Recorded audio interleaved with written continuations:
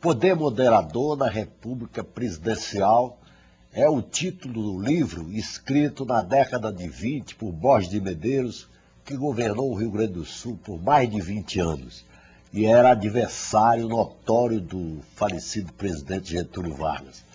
A respeito desse livro, que na verdade propõe uma forma de parlamentarismo à brasileira, o presidente da República continuando a reunir uma soma enorme de poderes, convidamos aqui o ex-deputado federal Victor Fascione, atual presidente do Tribunal de Contas do Rio Grande do Sul, e o deputado Bonifácio de Andrada, que é autor de um parecer a uma emenda parlamentarista de Eduardo Jorge, ex-deputado do PT, que tramitava na Câmara e que ainda está aguardando tramitação aqui na casa. Deputado Fascione, como é que o senhor descreve essa fórmula de parlamentarismo que o velho Borges de Medeiros propunha para o Brasil? Antes de mais nada, quero cumprimentar os telespectadores da TV Câmara, né? Em primeiro lugar, o Borges de Medeiros, quando governador, Getúlio foi líder dele na Assembleia Legislativa do Estado. Foram companheiros, foram correligionários. Depois é que houve o rompimento. E até aquela versão. Que o Getúlio mudou o resultado das eleições. É verdade. Para o Borges de Medeiros ser reeleito presidente do Rio Grande do Sul. O Getúlio teria chegado com mais 2 parlamentares da comissão no gabinete do Borges para comunicar que ele não tinha sido reeleito. E o Borges teria se antecipado e agradecido a comunicação. Sabedoria. Claro, agradecido a comunicação pela reeleição. Né? E aí eles voltaram e refizeram a ata.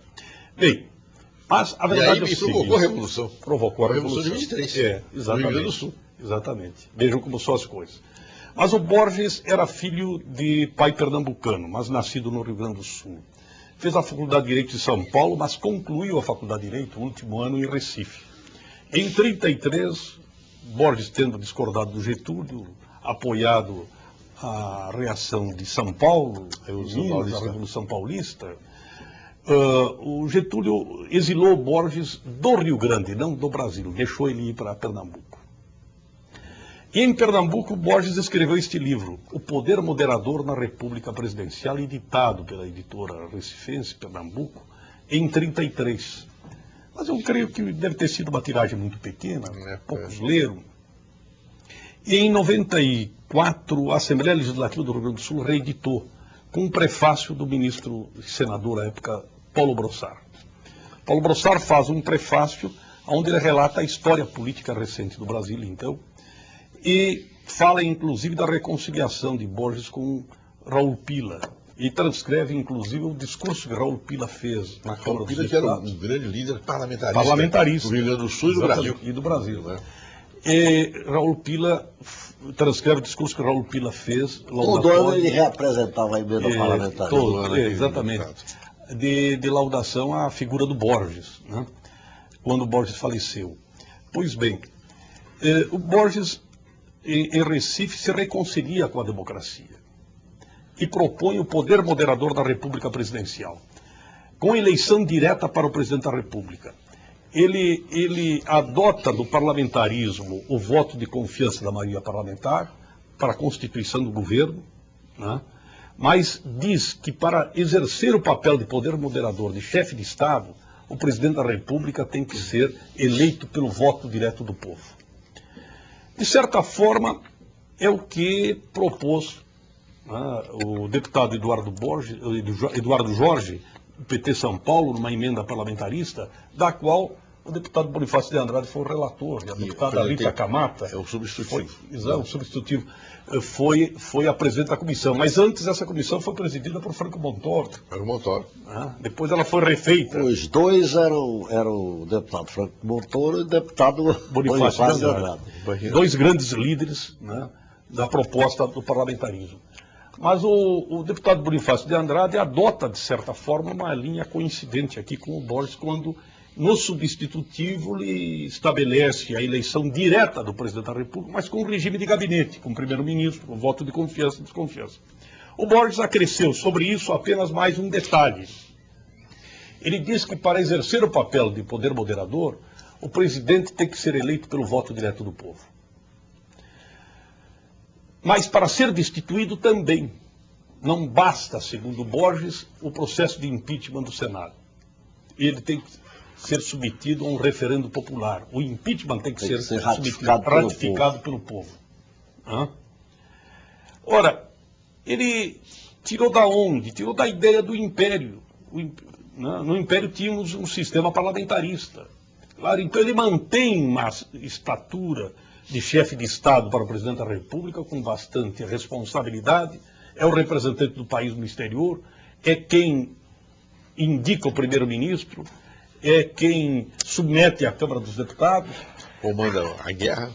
É o chefe supremo das Forças Armadas, mantém a chefia das Forças Armadas para o presidente da República como chefe de Estado, e diz, ele também nomeia os ministros do Supremo, logo, ele exerce um poder moderador. E a política externa do país. A política externa do país, porque ele também pode ser quem dissolva ou não a Câmara dos Deputados. Mas me permitir, há dois aspectos interessantes do Borges Medeiros, que eu quero relembrar. Primeiro, dentro da sua linha, depois um outro aspecto. Na realidade, o substitutivo que nós apresentamos na comissão, que estudou a emenda parlamentarista do deputado Aldo Jorge, é um substitutivo que vai se aproximando muito da tese do ex-presidente Borges Medeiros, mas é um substitutivo que se assemelha muito à Constituição francesa de hoje. Exato. E a Constituição portuguesa também de hoje. E, na realidade, esse poder moderador que o Borges Medeiros já previa, a Constituição francesa mantém como presidente da República dela. De Gaulle exercia não só a presidência da República, o comando da República, mas ele era um líder, ele era um poder moderador também. E de tal maneira é poder moderador que a Constituição francesa, ao contrário da Constituição portuguesa, lhe dá poderes ditatoriais em determinados momentos. Que nada ele soube exercer, sobretudo a crise, uma das crises que ele teve durante o governo dele. Mas há um outro aspecto também interessante, é que de Gaulle renunciou à presidência da República Francesa no dia em que ele perdeu um plebiscito. Ele levou ao povo um plebiscito a respeito do funcionamento do Senado, ele queria alterar o funcionamento do Senado. O povo francês reagiu, não ficou de acordo com de Gaulle. Ele sentiu que aquele plebiscito, né, a respeito nos autorizava a continuar no poder e renunciou e largou o governo da coisa.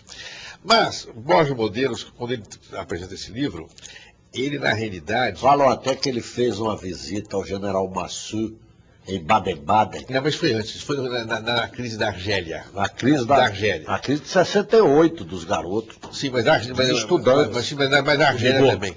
Falam isso. Mas da Argélia também, da Argélia. Essa aí é outra crise. Mas o Massu... Você entendeu? Mas essa fase ele já tinha estabilizado, o país estava institucionalizado, organizado. O que eu acho é que o de Gaulle está cansado já, e quando ele fez o plebiscito, né, já é mais ou menos no final, ele então abandona o governo. Mas o Borges Medeiros tem outro aspecto interessante do Borges Medeiros. O Borges Medeiros é uma figura que nos traz uma contribuição interessante sobre o debate do sistema de governo, do regime de governo do Brasil, mas ele, o Borges Medeiros, ele é fruto de um clima psicossocial, de um clima ideológico, ele é fruto de um clima doutrinário que firmou em nosso país bases significativas e que, no meu entender, até hoje estão presentes na vida brasileira. É verdade. Borges Medeiros, ele é filho do positivismo gaúcho. Né?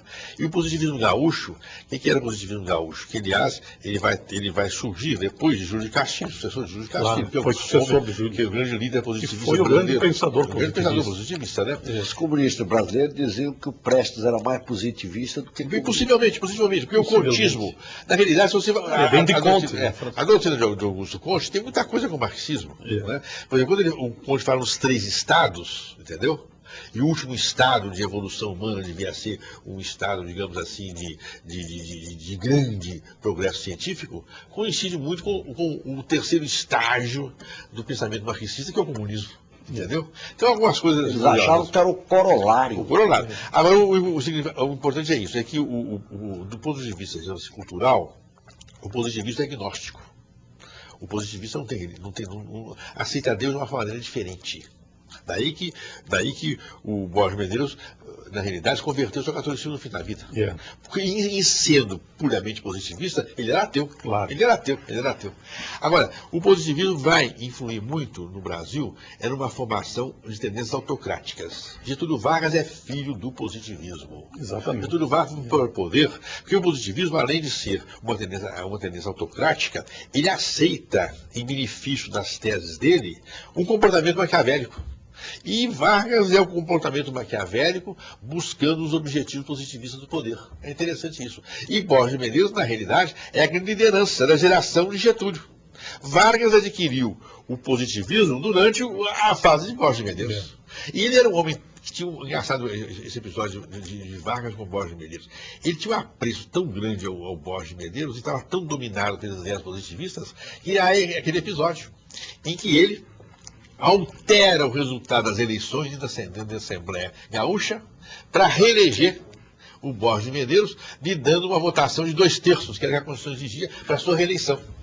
E mantém Borges de Medeiros no poder e provoca a revolução. E Borges de Medeiros, por isso mesmo, é que o encaminha para ser líder mais tarde na Câmara Federal. Né? Na Câmara Federal. Liderança essa que vai lhe permitir depois ser ministro da Fazenda de Washington Luiz e com isso depois chegar. Depois se virar com Washington Luiz não, vai ser presidente do Estado do Rio Grande do Sul. Foi tudo feito à custa de Borges de Medeiros. E em 32, o Borges de Medeiros fica contra ele. Aliás, é curioso, né? O Borges de Medeiros fica contra ele e Borges e o Raul Pina, né? Claro. Ficam unidos contra ele em 32, apoiando São Paulo, a Revolução Paulista. Se juntaram Borges e o Raul. E aí, logo depois da Revolução, então, o Getúlio manda prendê-lo, né? E manda lá. E aí, essas reflexões interessantes que ele faz, de Borges de Medeiros. Que ele faz nesse período, uma verdadeira conversão dele, né? Inclusive para a democracia.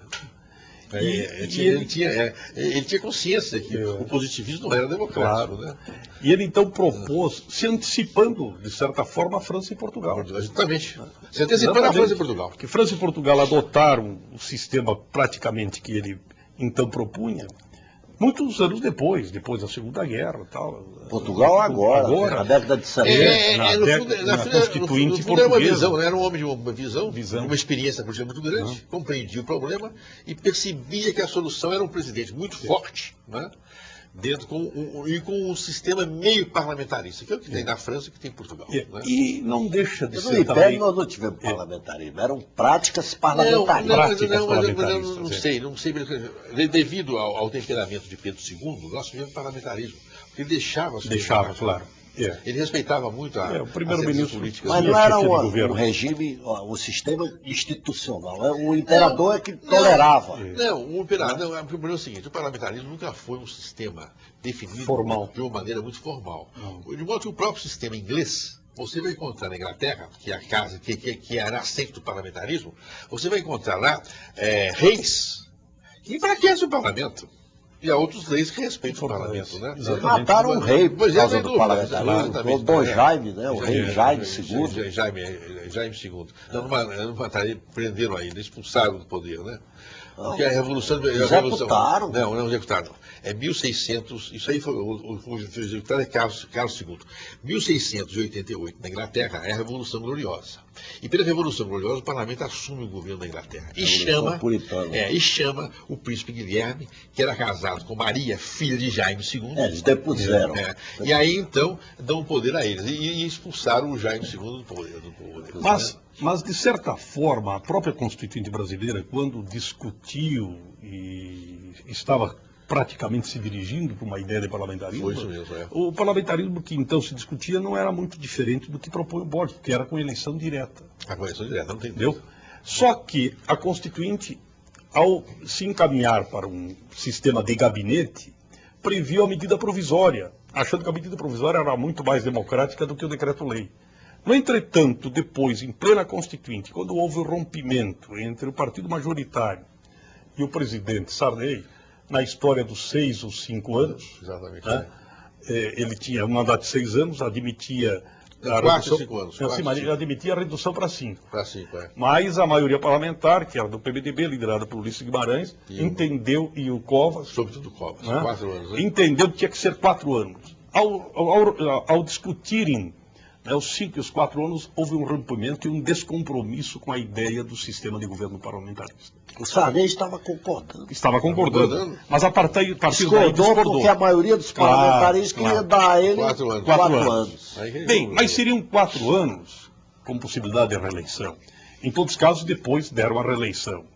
Mas a verdade é o seguinte, aí ficou a medida provisória que já estava aprovada, mas não ficou o sistema de governo. Acontece que a medida provisória, não sendo em regime de gabinete, porque no parlamentarismo, num regime de gabinete, ou num presidencialismo parlamentarizado, como é França e Portugal, o primeiro-ministro cai se a medida provisória não for aprovada. Ou pode cair, porque se transforma num voto de desconfiança da maioria parlamentar. Exatamente. Mas no presidencialismo puro, não. O presidencialismo... É um instrumento autocrático, claro, ditatorial. No presidencialismo puro, É uma a medida anomalia, né? é uma O anomalia. presidencialismo é uma anomalia. A medida terrível. se transforma num presidencialismo imperial e não É o que republicano. está acontecendo hoje no Brasil. Entendeu? Vejam aí o que E está acontecendo. subtrai uma prerrogativa do parlamento, Agora né? nem tem dúvida. Imaginemos o seguinte, quando o presidente Collor assinou a medida provisória do confisco da poupança, Justamente. se o Congresso não tivesse aprovado a medida provisória, que foi aprovar quanto tempo depois, né, foi prorrogando, foi reeditando, o que teria acontecido no judiciário brasileiro? Porque diz a Constituição que, ao não aprovar, o Congresso tem que votar um projeto de resolução estabelecendo os efeitos jurídicos retroativos. Exatamente. Como é que ficariam os efeitos jurídicos do confisco da poupança, o prejuízo dos poupadores? A lei de convergência, isso mesmo. E assim está aí. Aliás, não foi só o parlamento que calou, não, diante dessa Claro, violência. O Supremo Tribunal Federal também calou. Claro. Então estamos diante de um fato. Ou se corrige essa situação da medida provisória, ou corrija-se o sistema de governo. E uma das formas, vamos dizer assim, mais adequada, mais amena, que não é pura e simplesmente tirar poder do presidente da República, seria esta ideia da proposta do poder moderador na República Presidencial. E que, como eu disse, de certa forma, o deputado Bonifácio de Andrade, como relator, ao fazer o substitutivo à emenda do deputado Eduardo Jorge, PT de São Paulo, praticamente adota. Faltando apenas um detalhe que poderia ser complementado por uma emenda constitucional, que seria da exigência de um referendo popular Do impeachment. no caso do impeachment. Com isto, estaríamos diante de uma situação viável. E se o Congresso Nacional adotasse uma segunda proposta, que foi a ideia original, eu busquei na época, quando apresentei a emenda constitucional de Milton Campos, que também é mineiro, mas o deputado Bonifácio de Andrade me lembrava que a ideia original não foi de Milton Campos, João Camilo. De quem? Foi do escritor mineiro. João Camilo de Oliveira Torres. João Camilo de Oliveira Torres, que sugeriu ao Milton Campos, que adotou e fez. Isso, E eu também deixei aqui tramitando. De um sistema distrital misto, diferenciado do sistema alemão. Eu receio que o sistema alemão no Brasil levaria para uma situação seguinte. Os chefetes. Os chefetes, ou a compra de posição na lista, ou o candidato distrital o candidato proporcional teria que pagar a campanha do candidato distrital. Porque senão o candidato distrital não faria a campanha da chapa proporcional. E também tem outra coisa gravíssima aqui, um voto distrital com um candidato só por distrito é uma eleição de prefeito, é uma luta terrível. Municipaliza muito. E depois injusto. Porque às vezes, por causa de 100 votos, em 100 mil eleitores, por causa de 100 votos, um eleito deputado e o outro não é. Mas a proposta que eu estou me referindo... Mas a dele não resolve o problema. Do distrital misto proposto, que deixamos aí, e antes lembrado e proposto por Milton Campos, é diferente. Todos os candidatos, não tem a lista, todos os candidatos concorrem na eleição distrital. Então já se vê que o senhor não concorda com esse sistema de votação em lista fechada. Não. Isso aí no Brasil, Deus do céu, vai dar compra, vai dar de tudo quanto é coisa. Entendeu? O sistema é muito mais simplificado. Você está ao lado do defensor desse sistema, o deputado Bonifácio de Andrade. Eu defendo esse sistema como solução. Uma solução para a situação que nós temos hoje. Para contornar a resistência da Câmara ao voto distrital misto. Não. Hoje no Brasil, o que está verificando é que as eleições para deputado, né, dentro do voto proporcional, dia a dia, está transformando o embate praticamente num obstáculo para as pessoas da classe média. Porque, por exemplo, hoje, em Minas Gerais, nessa última eleição, um deputado mineiro, para ser eleito com tranquilidade, precisa de 100 mil votos. Também no Rio Grande do Sul. É. O deputado de São Paulo, para ser eleito, precisa de 200 mil votos. E o Roraima, 2.000 2 votos. mil votos. 200 votos. Sim, mas aí o meu problema é o seguinte, eu vejo São Paulo, eu vejo Minas, e vejo Rio Grande do Sul, e vejo, por exemplo, Pernambuco ou Bahia. Então acontece o seguinte, um homem de classe média vai ter dificuldade de disputar esse tipo de eleição. Porque uma eleição dessa não é comprar voto, não. Você, para conseguir 100 mil votos, você tem que organizar uma empresa eleitoral. Uma estrutura. Uma estrutura. Uma brutal estrutura, andar no Estado. Tem que ter carro de quantidade, tem que ter outdoor, tem que ter avião, tem que ter uma propaganda, tem que ter grupos trabalhando, tem que ter assessores fazendo os discursos. Quer dizer, é impossível. E o dinheiro para isso. Então, eu sustento o seguinte, é preciso superar isso. Precisamos superar, porque se nós não superarmos isso, o Congresso Nacional só vai ter milionários, só vai ter homens riquíssimos. Sabe, mas seu conterrâneo, o Adalto Luz Cardoso, me dizia na década de 60 que dentro de 30 anos, Holanda, no Brasil, só haverá plutocrata. A classe média vai, os liberais, os profissionais liberais vão desaparecer do parlamento. Mas o Tarcísio, eu quero agora, só esse sistema do deputado Faccione, do presidente Faccione, é um sistema interessante, porque ele admite o voto distrital ao mesmo tempo que admite o voto proporcional distrital. Mas de que forma proporcional? Não através da lista. O candidato distrital concorre a 2 vagas, ele tem alternativa. Inclusive, isto anula a campanha do voto útil. Ele estava dizendo o seguinte, eu vou concorrer lá em Minas, num distrito com o Bonifácio de Andrade, o que o eleitor vai dizer? Não, eu não vou votar no Faccione, ele não tem chance, vou botar o voto fora. Porque o eleitor não gosta de votar em candidato, porque não tem a perspectiva. Mas eu vou explicar o seguinte, a coisa seria o seguinte, por exemplo, em Minas Gerais são 55 cadeiras para deputado federal. Então, metade dessas cadeiras seriam para o voto proporcional. E a outra metade para o voto distrital. Então nós teríamos, na realidade, em Minas, mais ou menos 27 distritos. Né? E a outra metade para o voto proporcional. Então o eleitor de um distrito, ele votava no candidato do distrito para ser deputado distrital pelo aquele distrito. Mas se ele não conseguisse ser deputado distrital por esse distrito, se tivesse muitos votos, ele seria eleito automaticamente na lista dos proporcionais. Claro, por quê? Então não é por lista. Porque o esquema da votação por lista, o candidato distrital da lista teria escolhido pelo partido, teria que pagar a campanha do distrital. Aqui entre nós. Agora, o sistema que nós estamos propondo é diferente. Todos concorrem no distrito. E no distrito, mais ou menos, o eleitorado conhece o candidato. Ele não precisa viajar o estado todo. Se ele não for o mais votado no distrito, se ele for o mais votado no distrito, ele está eleito deputado pelo distrito.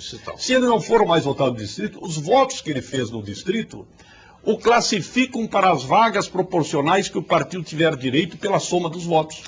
Então simplifica, evita a campanha do voto útil, coloca o candidato mais em contato mais direto com o eleitor. Não, e faz justiça. Por exemplo, no distrito X, são 100 mil eleitores. Um deputado tem 50 mil votos. O outro tem 49 mil votos. Claro. O de 50 mil votos é eleito. O 49 não é eleito se for só distrital. Mas tendo 40 mil votos, ele vai ser bem colocado para a vaga proporcional. Será deputado. Então, estas 2 ideias, eu creio que deviam ser examinadas pelo Congresso Nacional nesta hora. Agora, a Câmara dos Deputados rejeita a ideia do voto distrital misto. Isso é história. Mas o distrital misto não é esse. O distrital misto que a Câmara rejeita é o alemão. É o da lista. É o da lista. Então você vota, você elege o deputado distrital. Eu sei. E o restante é a lista. Então, esta é a minha esperança de que, colocada nesses termos, estas 2 ideias conjugadas, possa propiciar um esclarecimento e uma sensibilização por parte das lideranças do Congresso Nacional. Mas é muito difícil, e das lideranças políticas nacionais. A Câmara aceitar voto distrital é difícil, não é? Tem que debater, porque o que acontece é meio engraçado.